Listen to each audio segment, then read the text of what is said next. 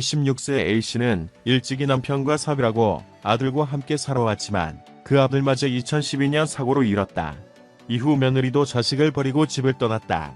결국 A씨는 기댈 곳 없는 손자 B씨와 함께 살 수밖에 없었다. A씨는 2010년경부터 매달 노인연금, 유족연금 등이 들어왔다. 큰 돈은 아니지만 경제 활동을 할 수 없었던 A씨에게는 생존을 위해서 반드시 필요한 돈이었다. 하지만 A씨는 배운 것도 없고 나이가 많아 은행 업무를 처리하기가 어려웠다. 이에 A씨는 손자 B씨에게 도장, 통장 등을 주어 관리를 부탁했다. 그러던 어느 날 B씨는 자기 명의로 돼 있던 문중임야를 매각한 뒤 그 돈을 가지고 종족을 감췄다. 그제야 A씨는 은행에 가서 비밀번호를 변경하고 통장을 재발급받았다. 잔액을 확인한 A씨는 마음이 무너질 것만 같았다. 남아있는 돈이라고는 300만원 밖에 없었다. 10년간 들어온 노인연금과 유족연금 등을 합하면 5천만원도 넘는 금액이다. 고민 끝에 A씨는 주변 도움을 받아 손자를 횡령 혐의로 고소했다. 하지만 B씨는 해볼 테면 해보라는 식이었다. 공소권 없음, 결정으로 면죄부를 받을 것으로 예상하기 때문이다.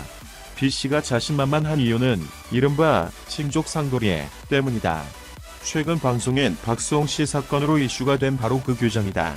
친족 상도리의 규정은 직계 혈족, 배우자, 동거친족, 동거가족 또는 그 배우자 간의 재산 범죄는 그 형을 면제하고 그 외의 친족 간 재산 범죄는 고소가 있어야 공소를 제기할 수 있는 친고죄로 규정하고 있다.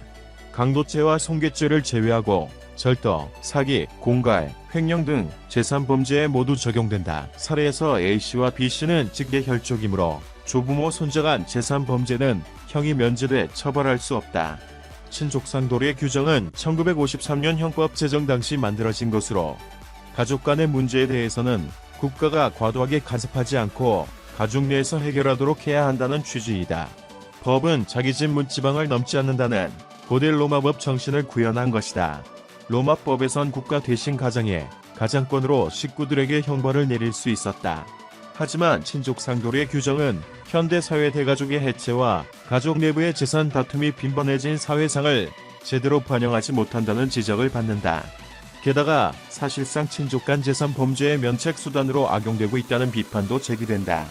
친고죄의 경우 범인을 알게 된 날로부터 6월 내 고소를 해야만 처벌이 가능하다.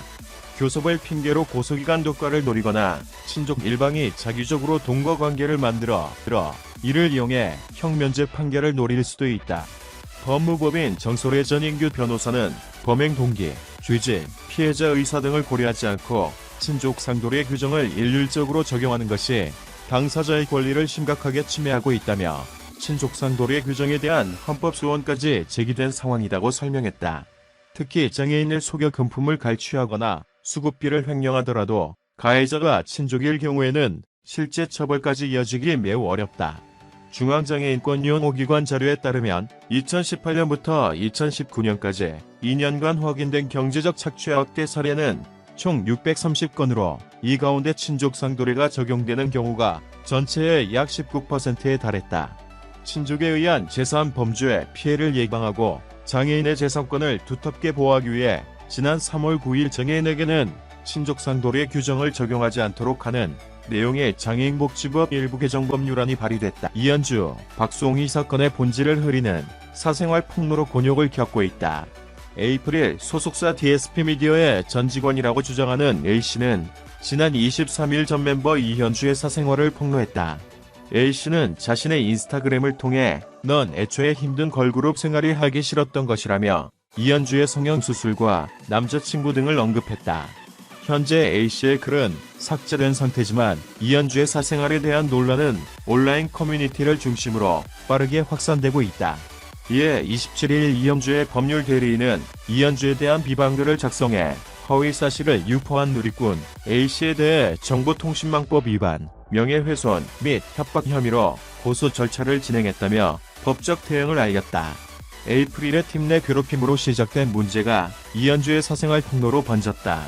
이에 일부 네티즌들 사이에서는 사건의 본질을 흐리고 있다는 의견이 나오고 있다.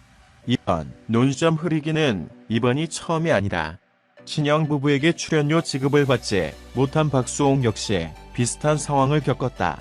가세현은 박수홍의 1993년생 여자친구를 언급하며 내가 박수홍이 만난 여자들이 몇 명이며 낙태를 몇 번 했는지 모를 것 같나라며 자극적인 내용을 폭로했다.